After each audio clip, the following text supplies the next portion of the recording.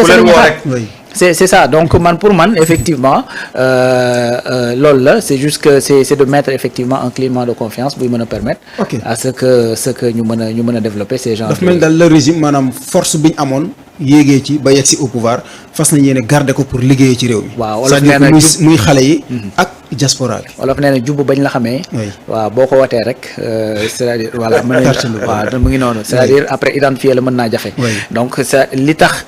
Ce régime là ñu accompagner ko gis nga tey man xam naa ay nit yoo xamante ni bon du ma ne nag ñu kii lañ parce que réew mi yaatu na ñoo xamante ni maanaam gis nga keroog ba président Diomaye Faye faloo la ñu pare lépp luy militantisme delluwaat ci seen i boutique ñii seen i table ñii seen i ambulant seen yitte waaw xam nga c'est-à-dire bañ leen fale la ñuy commencé nekk ci seen yitte gars yi bëgg nañu liggéey Sénégal gars yi am nañu volonté c'est-à-dire cadre bi rek la état war a teg cadre bi te cadre boobu effectivement bokk na lépp loo xamante ne alal la boo xamante ne mën nga ko capter ko pour mën ci effectivement doxal nga def ko gis nga Cheikh Mansour man le régime bi fi jógee en réalité bokk na ci li nga xamante ni man mënu ma woon a d'accord ak ñoom ci lu bari y a beaucoup de choses yu nga xamante ne lu Sénégal soxla la ay investissement yu pertinent la mais sauf que dañ koy jaayee Sénégal loo xamante ni maanaam Sénégal mënoon na ci am fukki loolu.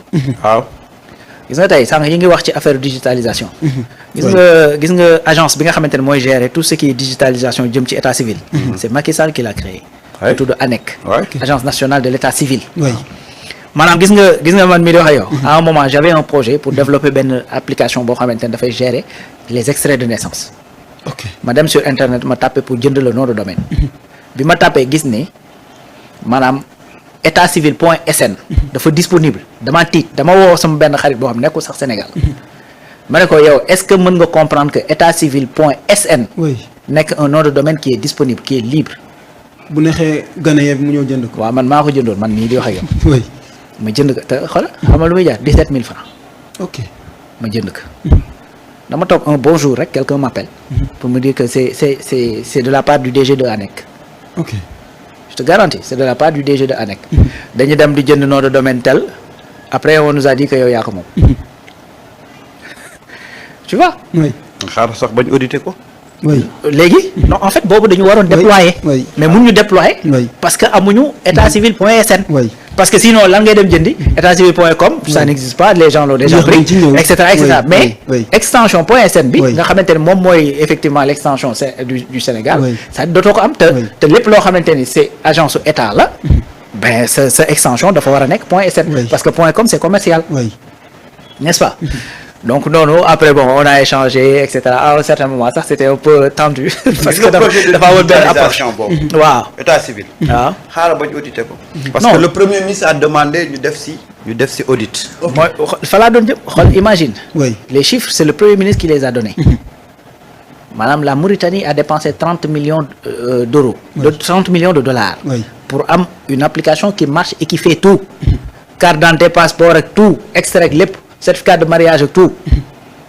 ñun le Sénégal on est à 200 milliards de francs CFA fu mu toll nii te amaguñu application buy dox disponible voilà donc maintenant tu comprends très bien yow su fekkee ni loolu am na tu peux le comprendre su fekkee ni yow kay defar application par exemple bi war a gérer état civil ben il est même pas capable dès le départ qu'il comprenne que ni dafa war a jël état civil point sn mais loolu moom après comment faire naka ngeen mujjee def. non après dama ko bàyyi ñoom ñu récupéré ko. on a investi oui après dama bàyyi ñoom ñu récupéré parce que ñoom ñoo ko gën a soxla. parce que man dama ko jëloon pour un projet boo xamante état mi ngi koy développé. donc comme état mi ngi koy développé après je me suis dit c'est pas la peine que je garde le nom de domaine. mënoon naa fa nekk nag di wax kii à un certain moment sax maa ngi leen doon tooñ naa leen non soit da ngeen may jox la communication de ANEC ma jox leen kii bi et cetera mais à un certain moment je me suis dit non c'est pas la bonne démarche. léegi nag demal ci point état civil point sn boobu nga xool. waaw en termes de contenu. c'est-à-dire que on a mis beaucoup de milliards. pour régler pour projet de digitalisation état civil. mais à l'arrivée xaaral ba audit yi génn nga xool. c'est-à-dire que. est-ce que tu sais on avait déjà acheté des logiciels fii Sénégal logiciels pour l'état civil. oui. on l'a déjà boobu damay bañ a tudd tur. y a un ministre bu nekk fii à côté boo xamante ni ci affaire Covid bi également tudd nañ ci turam ak yooyu. boo xamante ni c'est lui effectivement qui conduisait ça. absolument. Voilà, donc on avait acheté à un certain moment su fekkee remarqué nga extrait boo ko demaan wuti. kenn du ko bind à la main dañ koy imprimer. dañ koy imprimer après dugal ñu def cachet ak signature kese la ñuy def à la main mais li ci des yëpp dañ koy imprimer. mais c'est un logiciel que l'État du Sénégal avait acheté. à coût de milliards. c'est ça le problème. c'est-à-dire mais en fait maa ngi tudd mais sànq da ngay wax lu am solo mooy c'est-à-dire la digitalisation. oui maanaam dafa arrangé wul ñi nga xamante ni ñoo ko war a utiliser. je vais donner un exemple dafa en 2013 dafa am benn hôpital Youssou Mbargane. xam suma benn grand boo xamante ni il était un ancien de Maer c'est un informaticien mu génn créer benn société bu tuddoon Taline Technologie. c'est moi qui gérais tout ce qui est web le service le département web. ñu développé benn application boo xamante ni c'était pour la gestion de caisse fii ci Youssou Mbargane. à l'époque on avait acheté un mini serveur à 500 000 400 et quelques un peu moins de 500 000. ñu jënd serveur bi dem teg ñi fa nekkoon di liggéey à la caisse donc li ñuy def mooy bu ñu ñëwee bu nit joxee pour jënd ticket consultation. da ngay taper sur la machine génne ticket bi jox ko. jël xaalis bi def ci caisse bi. serveur bi 2 jours la fa def bi ñu ñëwee fi ñu ko tegoon dañoo fekk ñu déplacer ko yóbbu ko foo xamante ne day senn. mu taw ndox mi senn ci lakk serveur bi. serveur bi déplacé wul boppam. jusque parce que. moment bi nga xamante ne ñu ngi loolu. ñi nga xamante ne ñoo doon def caisse li ñuy mën a dóor par jour. ben mënatuñ ko def parce que y a la comptabilité qui est là. serveur bi yàqal leen ko. très bien donc ils ont bousillé le serveur. pour mën a continuer di mën a bind ci ay papier ay feuilles diw jënd na ticket diw jënd na ticket. tout en sachant que nombre de feuilles bi nga bëgg a yóbbu après à la comptabilité moom ngay yóbbu. di ci des nga jël ko def sa poche. kenn mënu ci dara. Après une petite enquête on avait compris que il y avait des personnes yu ne woon foofu yoo xamante ni chaque jour mën nañu wàccaale 10 000 15 000 pour quelqu'un boo xamante ni peut-être amoo salaire u 50 000 wala ci lay yem. ben c'est des sous. boo dee xëy du lundi au vendredi. ben ça te fait 150 000 le mois. bu dee 10 000 francs par jour. donc noonu ils ont bousillé effectivement le système pour éviter qu'on digitalise effectivement la gestion de caisse. juste effectivement parce que arrangé wu leen.